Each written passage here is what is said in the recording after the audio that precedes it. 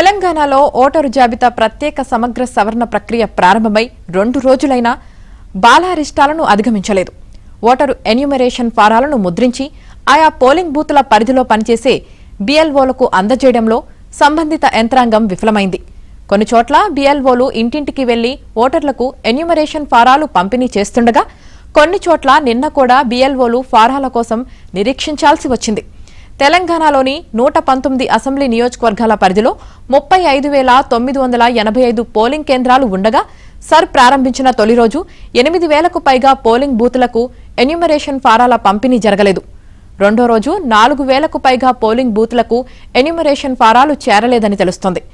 పర్యవేక్షణ లోపం, సంబంధిత యంత్రాంగం వైఫల్యం వల్లే ఈ పరిస్థితి ఏర్పడిందని బీఎల్ఓలు చెబుతున్నారు.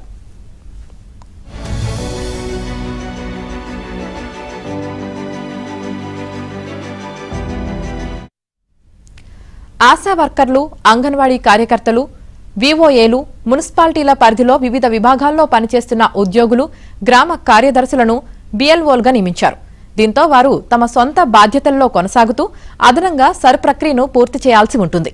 దీంతో ఏ సమయంలో ఇంటింటి సర్వే చేపట్టాలి, జూలై 24 వరకు తాము ఇదే పనుల్లో ఉండాలా, లేదంటే రోజువారీ బాధ్యతల్లో కొనసాగుతూ ఈ ప్రక్రియలో పాల్గొనాలా అన్న దానిపై స్పష్టత లేదు. దీంతో చాలా మంది సర్ ప్రక్రియను సీరియస్ గా తీసుకోవడం లేదు.